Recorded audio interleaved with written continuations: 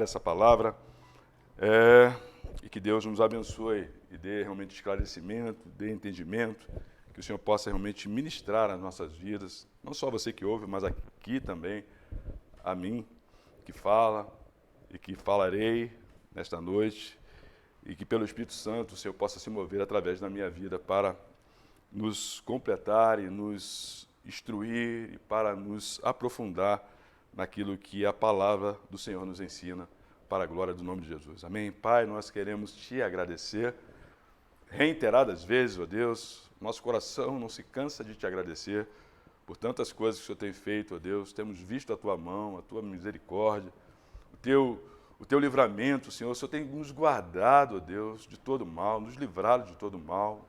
Louvado seja o teu nome, Senhor. Ebenezer, porque até aqui o Senhor nos trouxe, até aqui o Senhor nos levou, Pai, até aqui o Senhor esteve conosco, Pai, e o Senhor continua conosco, Pai, estará conosco até a consumação dos séculos, Senhor.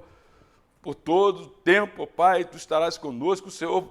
E nesta noite, ó Deus, mais uma vez, em que nos reunimos para orar, em que nos reunimos, ó Deus, para clamar a Ti, ó Deus, apresentando os nossos pedidos de oração, ó Pai. Move, portanto, ó Deus, a cada um no seu pedido hoje, que vá realmente sendo dirigido pelo Espírito Santo, ó Deus, não só as petições ou agradecimentos, que o Senhor mova o Teu Espírito, Senhor, aleluia, e vá selando no coração de cada um a paz, a alegria, na certeza e convicção, ó Deus, de que o Senhor, antes mesmo que viermos a pedir, a apresentar, o Senhor já está nos atendendo, ó Pai. E haja paz, haja alegria, haja um gozo realmente, ó Deus, por Tua presença nas nossas vidas nesta noite. Dirige-nos aqui, ó Pai, dá-nos graça em compartilhar a Tua palavra, ó Deus. Realmente, ó Deus, toda a beleza que possa haver através da retórica, do oratório, ó Deus, enfim, o Senhor venha realmente se mover no Teu Espírito. O importante é que Teu Espírito, ó Deus, se mova e se faça presente através das nossas vidas, e não só aqui no púlpito onde nos encontramos, mas em cada lar, ó Deus, naquele que ouve, o Senhor venha tocar e falar a Deus profundamente através da Tua palavra, ó Deus, que estaremos compartilhando agora, para a honra e glória do nome de Jesus. A Ti, portanto, Senhor, seja toda a honra, toda a glória e todo louvor para sempre, que toda obra, ó Deus, intervenção maligna, seja em cada lar, seja em cada vida, em nome de Jesus, que caia agora por terra, Senhor, e dá realmente ouvidos para ouvir, Pai. Dá o coração, ó Deus, a sensibilidade para sentir, ó Pai, e a mente para entender, ó Deus, a Tua palavra, Senhor, por aquilo que o Espírito Santo há de ministrar hoje sobre cada um de nós. Em nome de Jesus, nós Te louvamos e Te agradecemos. Amém e amém. Amém? Abra a sua Bíblia, por favor, em Mateus, no capítulo 16, do versículo 13 até o versículo 19. Essa palavra eu estive compartilhando muito restritamente ontem na live à noite, que estivemos orando pela igreja no raiar de um novo dia. E eu senti de trazê-la hoje para esse momento em que estaremos orando e com alguns acréscimos, que nós possamos realmente ter graça aqui e compartilhar essa palavra com todos vocês. Amém? Mateus, capítulo 16, do versículo 13 até o versículo 19, a palavra de Deus diz assim: Indo Jesus para os lados de Cesareia de Filipe, perguntou a seus discípulos: Quem diz o povo ser o Filho do Homem?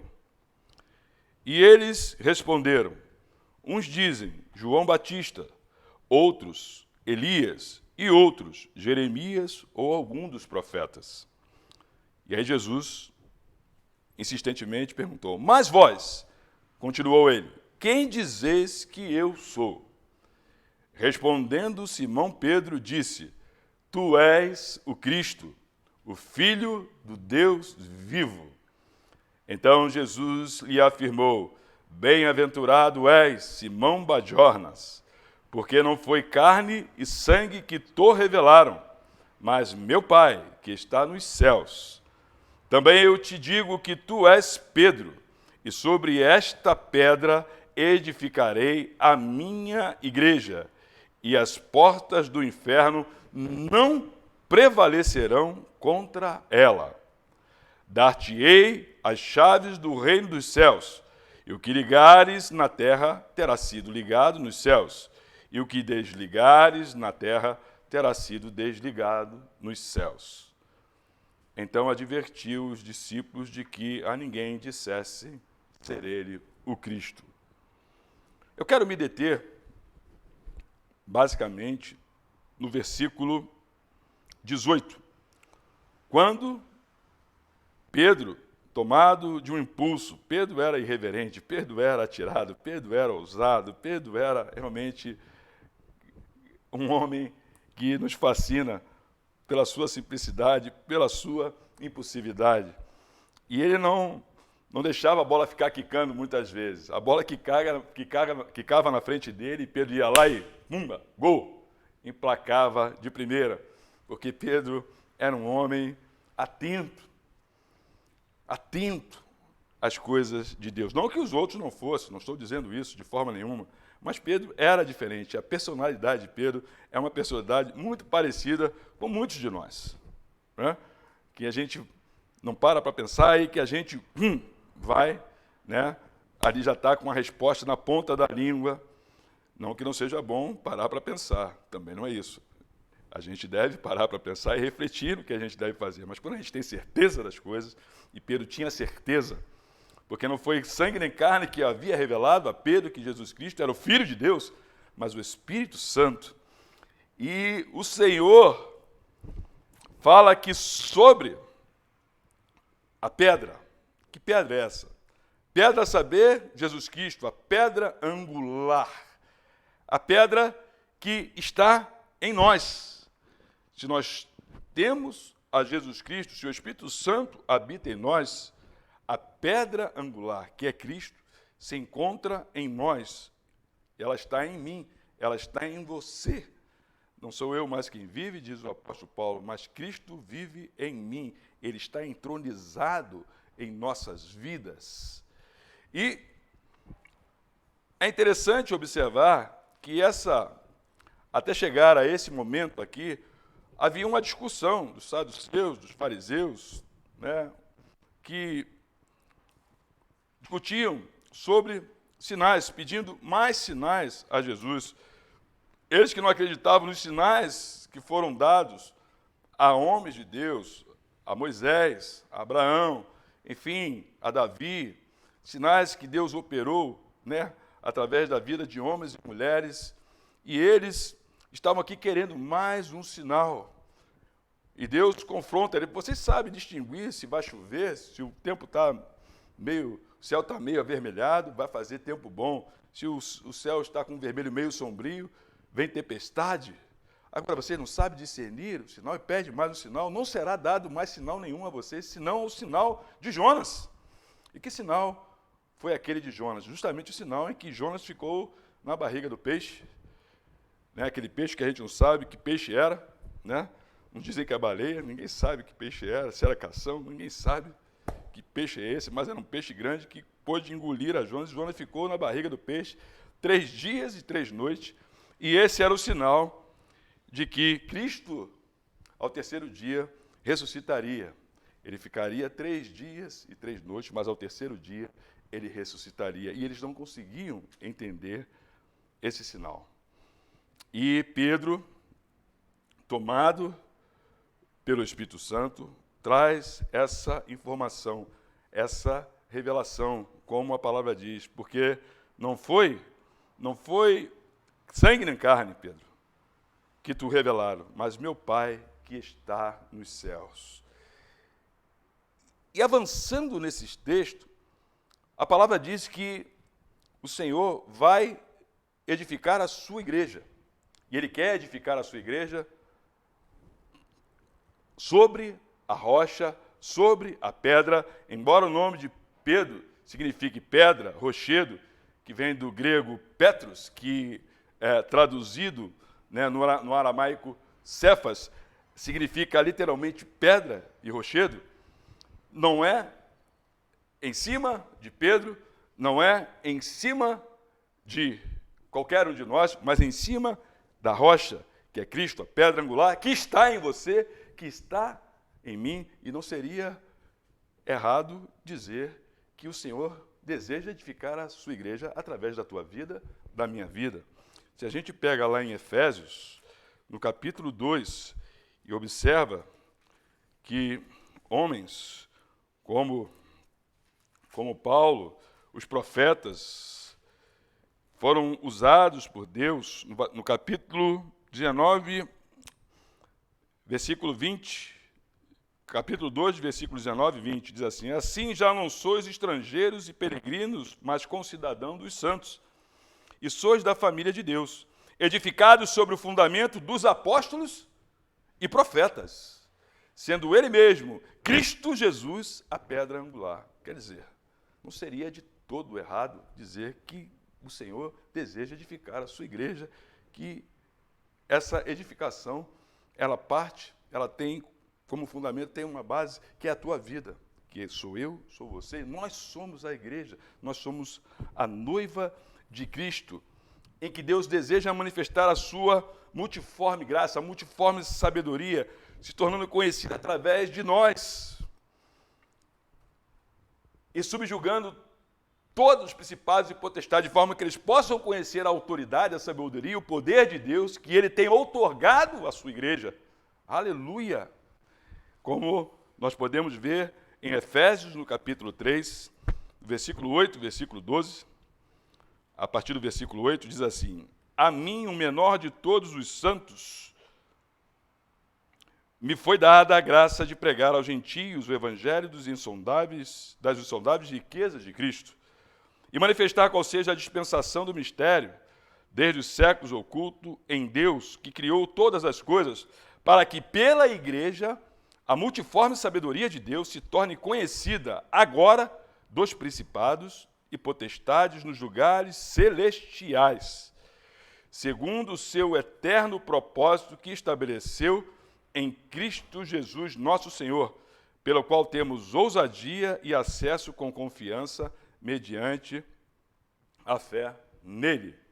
Portanto, vos peço que não desfaleçais nas minhas tribulações por vós, pois nisso está a vossa glória, disse o apóstolo Paulo. E nesse texto de Mateus, em que nós acabamos de ler, o Senhor fala que não só vai edificar essa igreja, em que ela prevalecerá sobre todas as hostes do maligno, em que os poderes das trevas não prevalecerão, nem as portas do inferno, nem poderes das pedras, nem das regiões celestes do mal, toda a maldade não poderá prevalecer sobre a igreja. Essa igreja que a palavra de Deus nos diz, em Efésios também, no capítulo 5, que é uma igreja gloriosa. Efésios capítulo 5, nós vamos ver que essa igreja é gloriosa. Efésios 5, 25 a 30. Maridos, amai vossa mulher, como também Cristo amou a igreja, e a si mesmo se entregou por ela, para que a santificasse, tendo-a purificado por meio da lavagem de água pela palavra. Para que a santificasse, tendo purificado por meio da lavagem de água pela palavra, para a apresentar a si mesmo igreja gloriosa, sem mácula, sem ruga, nem coisa semelhante, porém santa e sem defeito. Essa é a igreja que o Senhor deseja apresentar. Essa é a igreja gloriosa. Essa é a igreja que o cabeça é Cristo. Essa é a igreja que manifesta o amor de Deus, o verdadeiro amor que liberta, que transforma, que não se soberbece, que não tem ciúme, que tudo sofre, que tudo crê. Essa é a igreja gloriosa que Deus quer e deseja revelar ao mundo, em que ele, assim como ele é um com o Pai, nós somos um com Cristo. Mas será que nós temos visto esta glória na igreja?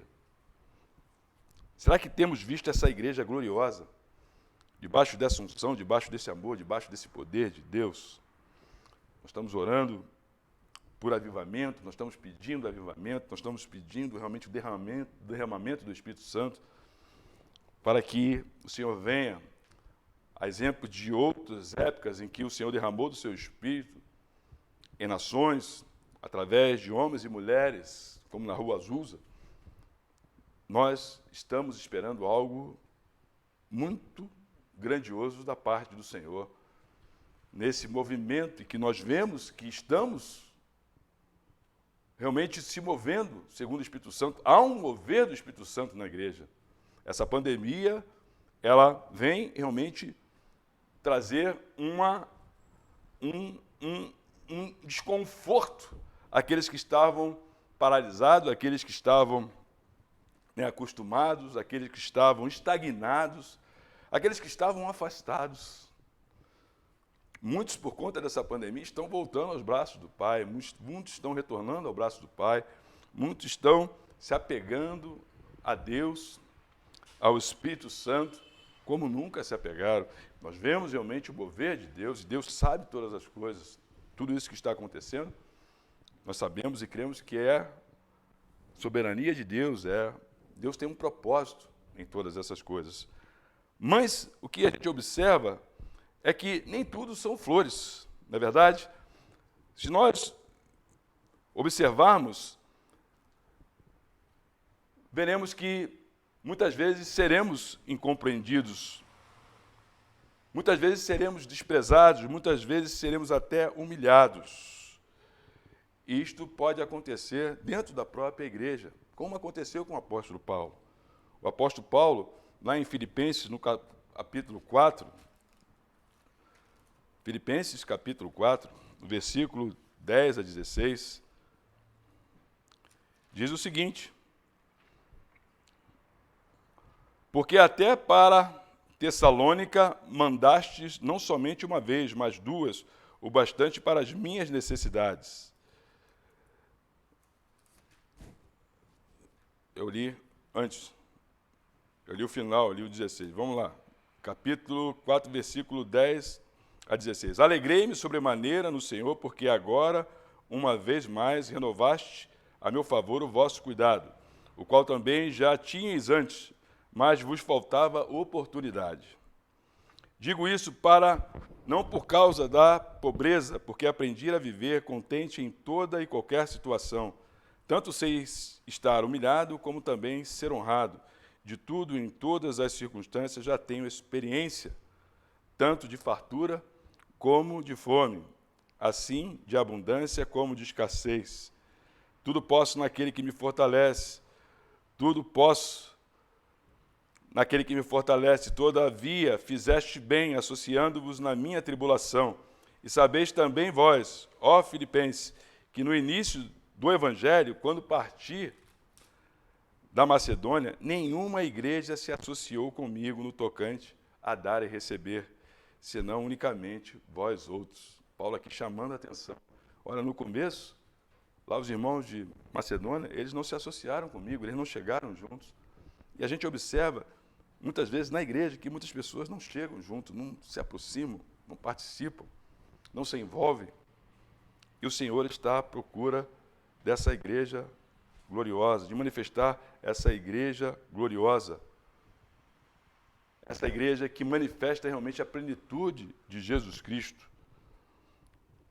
Essa foi a missão do apóstolo Paulo, em revelar a Cristo às igrejas. Ele que saiu sendo usado por Deus, abrindo várias igrejas. Em Colossenses, no capítulo 1, do versículo 24 ao 29, nós podemos ver aquilo que fala, aquilo que esclarece, aquilo que apresenta a missão, o chamamento que o apóstolo Paulo teve do Senhor para levar e ministrar o Evangelho a vários lugares. Diz a palavra do Senhor: agora me regozijo nos meus sofrimentos por vós e preencho o que resta das minhas aflições de Cristo na minha carne a favor do seu corpo, que é a igreja, da qual me tornei ministro de acordo com a dispensação da parte de Deus, que me foi confiada, a vosso favor, para dar pleno cumprimento à palavra de Deus, o mistério que estivera oculto dos séculos e das gerações, agora, todavia, se manifestou aos seus santos, aos quais Deus quis dar a conhecer qual seja a riqueza da glória deste ministério entre os gentios, isto é, Cristo em vós, a esperança da glória, o qual nós anunciamos, advertindo a todo homem, ensinando a todo homem em toda a sabedoria, a fim de que apresentemos todo homem perfeito em Cristo. Para isso é que eu também me afadigo, esforçando-me o mais possível, segundo a sua eficácia, que opera eficiente em mim. Há um esforço, há uma fadiga, há algo que vai além das nossas forças e que nós temos que envolver para apresentar aqueles que se chegam, se aproximam da igreja e de Cristo, apresentar ao Senhor essas pessoas realmente perfeitas, saradas. Mas se a igreja carece dessa glória, se a igreja carece desse caráter, dessa personalidade, se a igreja carece da manifestação do poder, da autoridade pelo Espírito Santo, o trabalho fica sobremodo hercúleo, fica pesado. Mas a palavra de Deus diz que não é por força nem por violência, não é pelo meu braço, não é pelo teu braço, mas é pelo Espírito Santo de Deus. Portanto, nós temos que buscar o Espírito Santo. Nós falamos aqui na sexta-feira passada de sermos cheios, enchendo-nos do Espírito Santo, e temos que ser cheios do Espírito Santo todo o tempo, buscar a presença do Espírito Santo. E o que a gente observa, quando Paulo diz aqui que ele sofreu e que ele pagou o preço, e que isso dá a ele prazer, e ele entende isso como uma missão, e não só se deixa gastar, mas se deixará gastar mais se for preciso. Isso que Paulo está dizendo, porque vale a pena sofrer por Cristo, vale a pena padecer, vale a pena se colocar na brecha, vale a pena se apresentar para o Senhor, para ser enviado, para fazer a obra de Deus. Mas o que a gente observa na igreja é que muitas pessoas têm sofrido e não têm experimentado o alívio de Deus, porque estão com os corações endurecidos e pior, não só o coração está endurecido, está enfermo, mas se encontram em desobediência a Deus. E as pessoas se queixam, e as pessoas estão esperando o belo dia em que tudo mudará, em que tudo será diferente. E porque as coisas não acontecem, sabe? Há duas formas de você enfrentar esse desafio e essas circunstâncias. E as circunstâncias atuais não são muito animadoras. As circunstâncias atuais são difíceis, são de guerra. E a palavra do Senhor não nos engana sobre isso, em que nós enfrentaremos realmente guerra, nós passaremos por aflições, haverá desafios, haverá momentos mais agudos, haverá momentos menos agudos, mais suaves, outros mais pesados, mas se nós estivermos realmente alinhados na presença de Deus, se nós estivermos realmente com o coração, quebrantado diante de Deus, todas essas situações e circunstâncias que para muitos sem Jesus é o caos, é a perda, é o desespero, é a morte. Algumas pessoas têm buscado suicídio. Eu falei até outro dia, num bate-papo, comentando com a Luísa, que uma moça, no privado, veio agradecer, porque ela participando do grupo de oração ali, era de curas e milagres, eu acho. Ela estava pensando em suicidar, e por conta das orações ali do Arraial do Novo Dia, ela foi tocada e ela estava agradecendo pela obra que Deus estava fazendo. Ontem, outra moça me ligou no privado, e ela entrou pedindo oração para o pai, não revelando, e oramos por ela, e oramos pelo pai, e ela, palavras dela, para a glória do nosso Senhor Jesus: pastor, poxa, eu fui muito abençoada, eu estou aliviada. Sabe, quando nós nos colocamos na presença de Deus, nós recebemos esse alívio imediatamente, esse refrigério. Não há como caminhar pesado, não há como caminhar aflito, desesperado, inquieto, com medo, em que a qualquer momento o vírus pode entrar por um buraco da janela ou sei lá de onde e nos contaminar. Se Deus não cuidar de você, se Deus não cuidar de mim, se Deus não cuidar de nós, isso não significa dizer que nós não vamos ter os nossos cuidados, fazer a nossa parte, o dever de casa. Não é nada disso que eu estou falando, mas nós temos que confiar em Deus, descansar em Deus e mais, estarmos obedientes à palavra de Deus. Nós precisamos refletir se há brecha, se há alguma coisa que se encontra distante ou em desarmonia com a palavra de Deus. Nós precisamos realmente entender o que está acontecendo. Em 1 Tessalonicenses, no capítulo 1, primeira epístola de Paulo aos Tessalonicenses, no capítulo 1, a partir do versículo 3, a palavra de Deus diz assim, preste bem atenção. Eu vou ler a partir do versículo 2, porque quebra a frase, tem uma vírgula ali, eu vou ler desde do versículo 2. Capítulo 1, 1 Tessalonicenses, a partir do versículo 2. Damos sempre graças a Deus por todos vós, mencionando-vos em nossas orações sem cessar, recordando-nos diante do nosso Deus e Pai da operosidade da vossa fé, da abnegação, do vosso amor e da firmeza da vossa esperança em nosso Senhor Jesus Cristo. Reconhecendo, irmãos, amados de Deus, a vossa eleição, porque o nosso Evangelho não chegou até vós tão somente em palavra, mas, sobretudo, em poder, no Espírito Santo e em plena convicção, assim como sabeis ter sido o nosso procedimento entre vós e por amor de vós.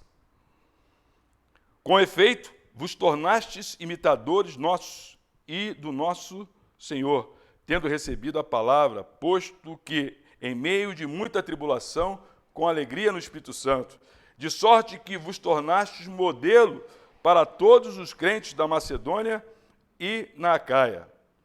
Porque de vós repercutiu a palavra do Senhor, não só na Macedônia e Acaia, mas também por toda parte se divulgou a vossa fé para com Deus, a tal ponto que não temos necessidade de acrescentar coisa alguma. E ele vai à frente ainda. Pois eles mesmos, no tocante a nós, proclamam que repercussão teve o nosso ingresso no vosso meio, e como deixando os ídolos, vos convertestes a Deus para servirdes o Deus vivo e verdadeiro, e para aguardardes dos céus o seu Filho, a quem ele ressuscitou dentre os mortos, Jesus, que nos livra da ira vindoura. Aquele que nos convenceste a deixar os ídolos, a viver uma vida santa, a viver realmente a operosidade da fé. Nós não podemos viver uma vida desalinhada, estar em desobediência, e por estar em desobediência, não experimentar os beneplácitos que são advindos da pessoa de Jesus Cristo sobre nós, sobre cada um de nós. Não temos como, e não há como, caminhar nesse mundo pesado, triste, inquieto, com medo, com ódio, com diferenças, combinando tudo isto com o evangelho de santidade, de amor, de misericórdia. Alguma coisa não bate. Trevas não combinam com luz. Onde há luz não podem haver trevas. Nós precisamos realmente voltar e refletir o que está acontecendo. É importante, como vemos lá na igreja de Éfeso, que Deus chama e para que ela volte ao seu primeiro amor, ao lugar da sua queda. Nós precisamos realmente entender. Eu não quero dizer que Deus não prova e não possa provar alguém. Deus prova. Mas Deus não prova ninguém além das suas forças. E na provação de Deus, nós somos supridos por Deus, nós somos renovados por Deus. Deus nos enche, nos dá a capacidade de passar pela prova com alegria, reconhecendo que essas circunstâncias, na verdade, fazem parte de um processo de aprimoramento, de aperfeiçoamento na tua vida, na minha vida, e que no final de tudo nós daremos glórias a Deus. Nós precisamos entender que a nossa comunhão e o relacionamento com o Espírito Santo é determinante, pode ser determinante, e o ponto, que eu diria o ponto principal do que talvez esteja acontecendo com você, em que você muitas vezes não vê a graça de Deus, em que você não vê as coisas mudando, em que você se entristece, em que você olha, começa a comparar a sua vida com a vida dos outros, e você possivelmente já perdeu a vontade de orar, de interceder, perdeu a vontade de ir à igreja, já vinha perdendo, agora com a pandemia então, né, que já está acomodado, e as coisas, né, elas se acumulam de uma forma ruim, quando nós deveríamos realmente ser cheios do Espírito Santo, como eu falei na sexta-feira passada, e ter um posicionamento como a igreja que ora. A igreja que ora, sabe o que acontece com a igreja que ora? Vamos lá em Atos 12. Olha o que acontece com a igreja que ora. E você não pode ficar sozinho, você não pode tentar carregar a sua cruz sozinho, carregar esse fardo sozinho. Nós precisamos um do outro, não há super-heróis na igreja, nós precisamos uns dos outros, nós precisamos nos aproximar, orar, clamar a Deus, estar junto em oração. E foi esse um dos motivos que Deus me moveu a estar orando, né, todos os dias, no raiar do novo dia, em que a gente observava que as pessoas tinham problemas, questões, pedidos, motivos de oração todos os dias. E a gente olha para Atos, no capítulo 12, a partir do versículo 5 até o versículo 8, que diz o seguinte: Pedro, pois, estava guardado no cárcere, mas havia oração incessante a Deus por parte da igreja a favor dele. E o que aconteceu? A igreja orando por Pedro, orando ali incessantemente, aconteceu que a cadeia ruiu. Vamos orar? Vamos ver lá o que aconteceu? Quando Herodes estava para apresentá-lo naquela mesma noite, Pedro dormia entre os dois soldados, acorrentado com duas cadeias, e sentinelas à porta guardavam o seu cárcere. Eis, porém, que sobreveio um anjo do Senhor. Um anjo do Senhor veio, e uma luz iluminou a prisão, e tocando ele o lado de Pedro, o despertou, dizendo: levanta-te depressa. Então as cadeias caíram-lhes das mãos. Sabe, quando a igreja ora, tudo aquilo que te aprisiona, tudo aquilo que te amordaça, tudo aquilo que te sufoca, cai. Tem que cair, meu irmão, em nome de Jesus. E as correntes, as cadeias, os grilhões, como nós temos lá, nem as portas do inferno prevalecerão sobre a igreja do Senhor, essa igreja gloriosa, que nós temos que buscar e realmente eivá-la e cobri-la realmente com a nossa conduta, com o nosso testemunho santo em santidade, com a nossa perseverança em oração, com a nossa luta diante de Deus, suportando todas as coisas, mas sabendo que o Senhor é comigo, que o Senhor é contigo, que o Senhor nos leva a triunfo, e que o Senhor não nos deixa sozinho, Ele está à frente, Ele é o general, Ele vai à frente dessa batalha, e a vitória é tua, a vitória é minha, a vitória é da igreja de Cristo. Aleluia!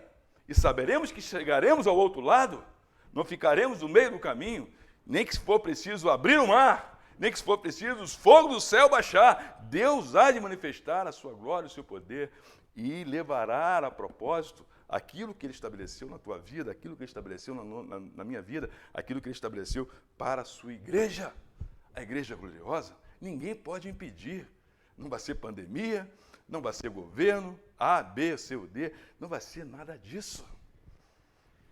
E o que é definidor, o que é determinante nessa história toda é como eu e você vamos encarar essas coisas.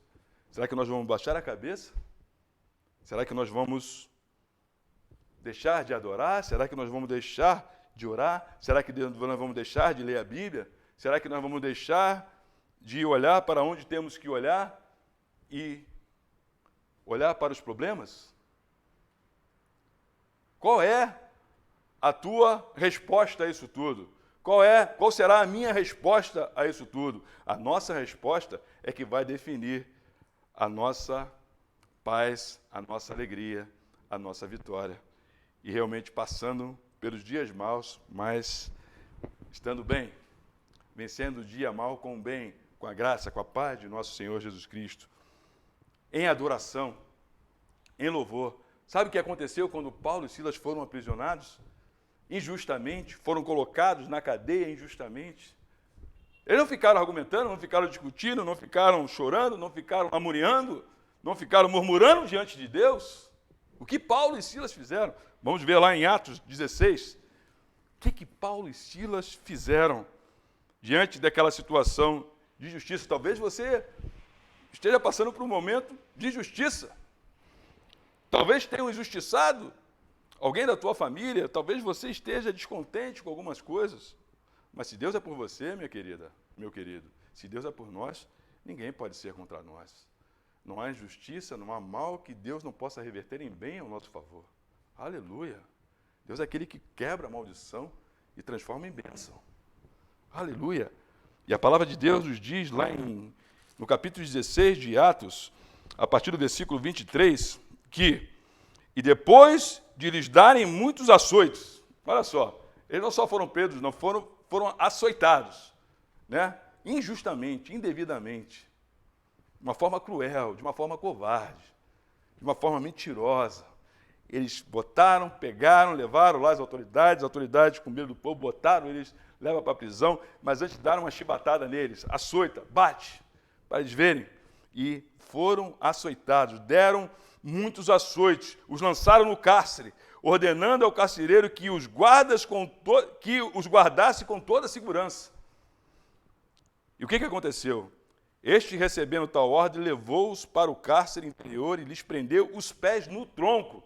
Eles não só estavam presos só pela cela, mas dentro da cela, eu fico imaginando, eles estavam com os pés presos no tronco. Era prisão sobre prisão. Era trevas sobre trevas. E aí, por volta da meia-noite, diz a palavra, Paulo e Silas oravam e cantavam louvores a Deus. E os demais companheiros da prisão escutavam. Só eles oravam, só eles cantavam, só eles adoravam a Deus. E todos os demais escutavam. O carcereiro, possivelmente, nessa hora devia estar dormindo, porque a gente vai ver lá na tarde que ele levanta, assustado, e pensou que todo mundo tivesse saído da prisão, todo mundo tinha fugido e pegou a espada para se suicidar, e Paulo interviu. E o que aconteceu? De repente, tamanho terremoto que sacudiu os alicerces da prisão. Abriram-se todas as portas e saltaram as cadeias de todos.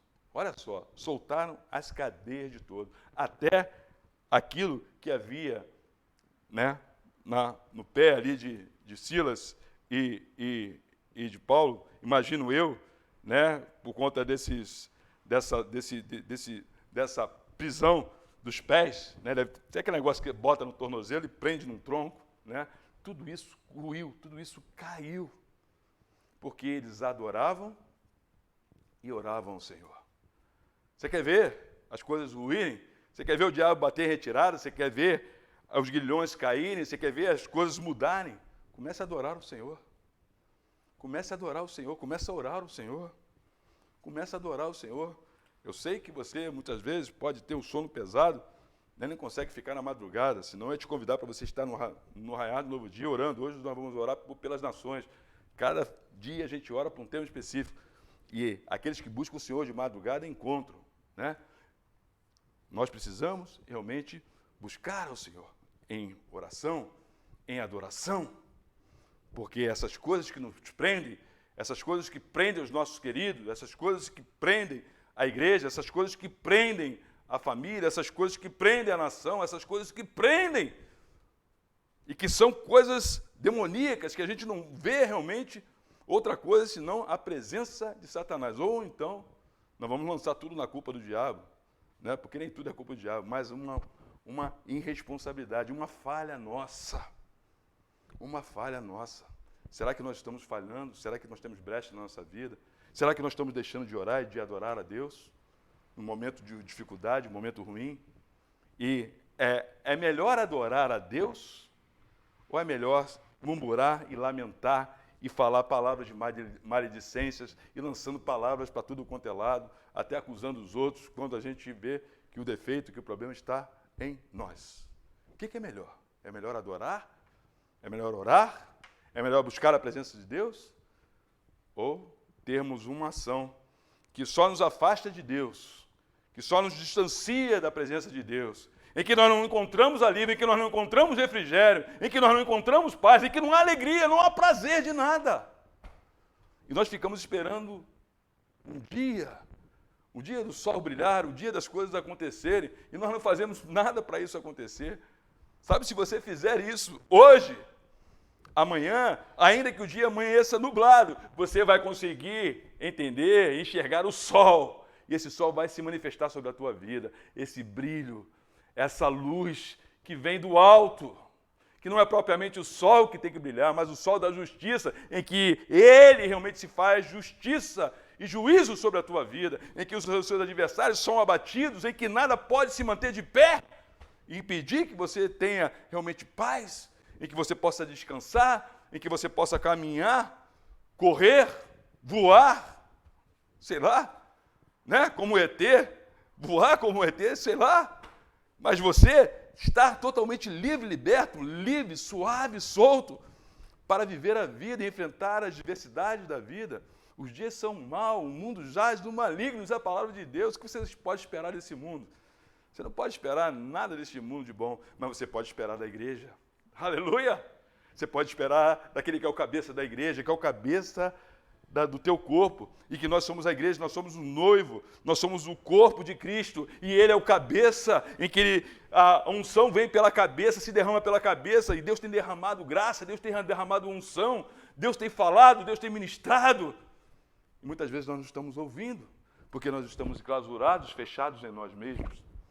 Essas correntes têm que se arrebentar, precisam ser arrebentadas, precisam ser quebradas do coração, da alma, em nome de Jesus. E quando nós louvamos, adoramos ao Senhor, o que a palavra de Deus diz? Deus habita em meio aos louvores. Lá no Salmo 22, 3, você talvez encontre, Deus é exaltado em meio aos louvores, Deus é entronizado. Mas há uma tradução em que consta que ali, esse entronizar, essa palavra que vem do grego, da palavra hebraica yashabi, que significa habitar, permanecer, ficar, assentar, sentar, morar, ser estabelecido. Na Septuaginta, o verbo no grego é katoikeis, catuca ele, katoikeis, que significa o lugar de habitação, morada, lugar onde se mora, lugar de habitação do Senhor, em que o Senhor realmente habita em meio aos louvores. Quando você começa a adorar, você libera uma unção, você libera um ambiente. E eu sempre digo que nós temos que propiciar o ambiente para o Espírito Santo se manifestar. Muitas vezes nós não experimentamos porque nós não estamos proporcionando a Deus esse ambiente para que Ele venha se manifestar com poder e graça, com a sua glória e manifestar realmente o seu louvor sobre as nossas vidas. Aleluia! Aleluia!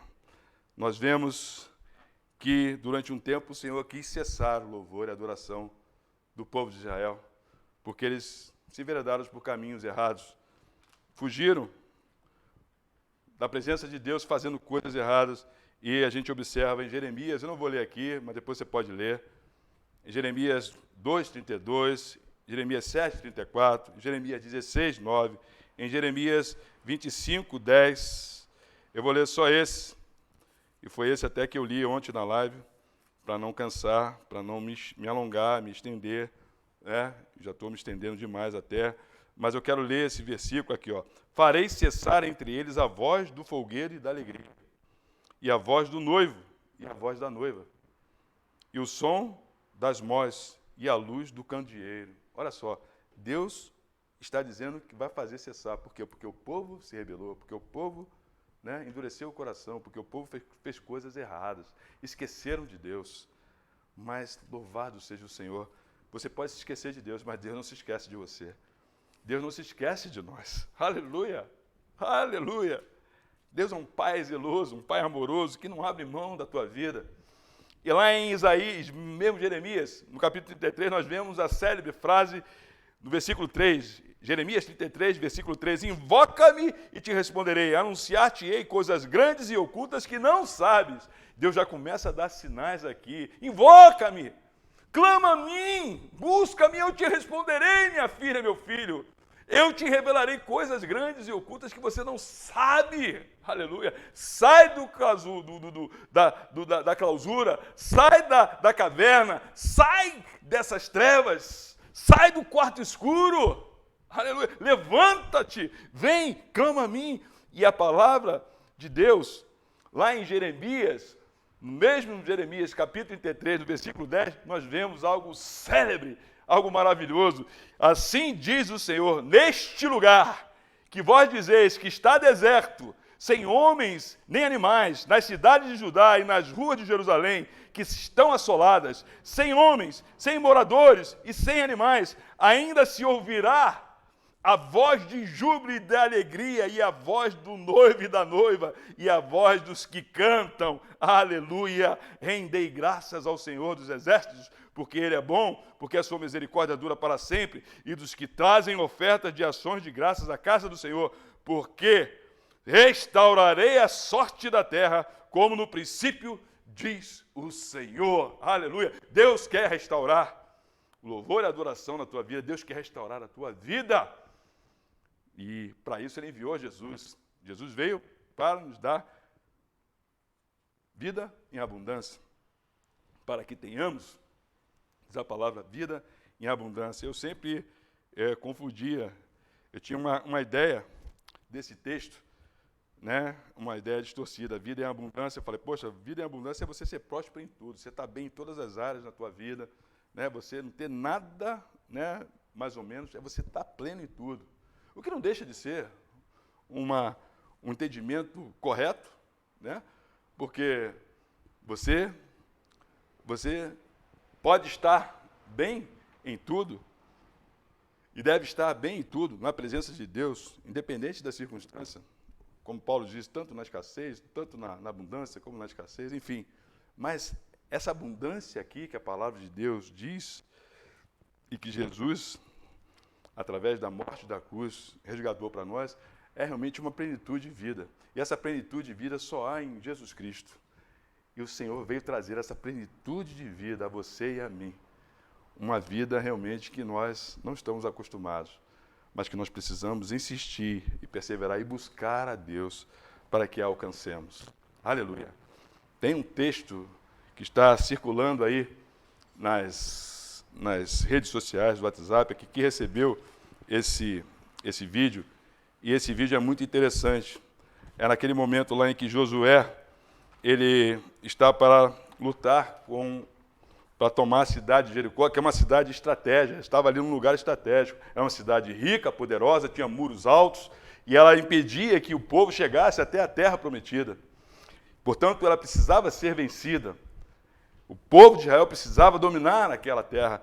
E aparece um anjo diante de Josué. E Josué, diante daquele anjo, ele pergunta ao anjo se aquele anjo estava a favor deles ou não. Lá no capítulo 5, no versículo 3, diz assim: estando Josué a pé de Jericó, levantou os olhos e olhou. Eis que se achava em pé diante dele um homem que trazia na mão uma espada nua. Chegou-se Josué a ele e disse-lhe: és tu dos nossos ou dos nossos adversários? Vem cá, você está com a gente ou está contra a gente? E o anjo respondeu: não. Aí nesse vídeo, o autor, que eu não identifiquei, não consigo identificar, ele fez discorrer uma palavra linda sobre esse não. E como se Josué... mas peraí, não como? Não pode. Ou alguém tem que estar...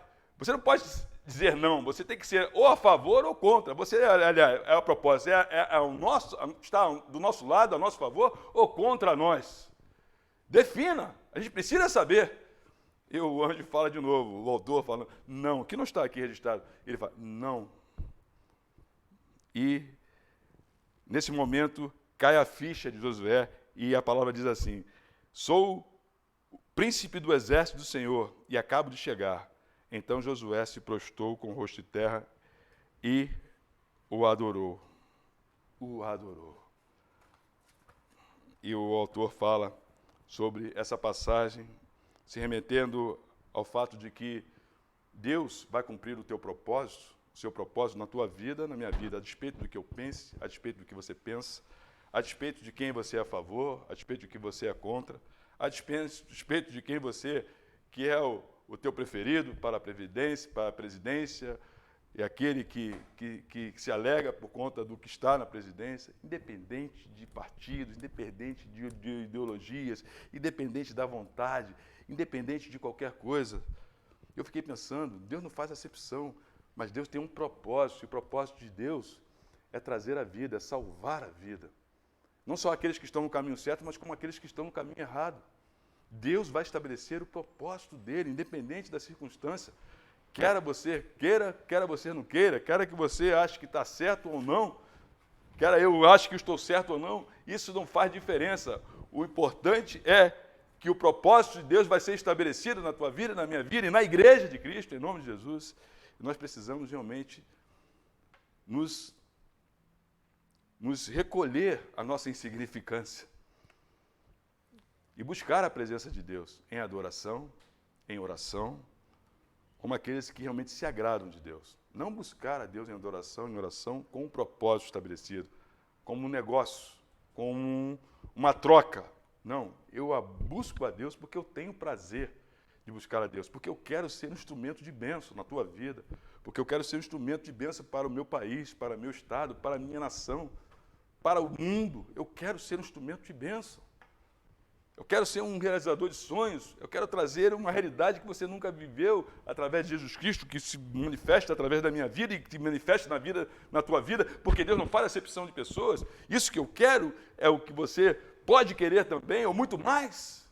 E Deus vai cumprir, porque buscaremos a Deus, porque nos agradamos de Deus.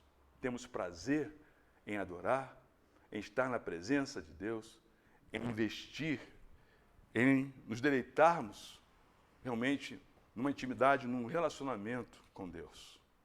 Amém? Que você possa realmente refletir sobre isso e que a partir desses princípios, a partir deste momento, com esse entendimento, nós possamos buscar realmente ser a igreja gloriosa, a igreja que o Senhor estabeleceu, que não é essa igreja desfacelada, essa igreja em conflito, essa igreja que não se doa, essa igreja que um agride o outro, que um entre choque com o outro, que um tem diferença com o outro, que um guarda mágoa um do outro, que um está pouco se lixando com os problemas do outro, enfim, que uns até oram contra. Enfim, tudo isso, imagine como isso chega na presença de Deus. Essa não é a igreja gloriosa. E Deus não pode manifestar a sua glória numa igreja desfacelada. De forma nenhuma. É a multiforme graça do Senhor que há de operar através de você, através de mim, com um coração em amor, com um coração em Deus. Aleluia. Deus sendo a esperança da glória. Tudo por Ele, tudo posso naquele que me fortalece. Amém? Vamos buscar ao Senhor e vamos buscar ao Senhor agora nas orações e agradecer a Deus por esses momentos em nome de Jesus.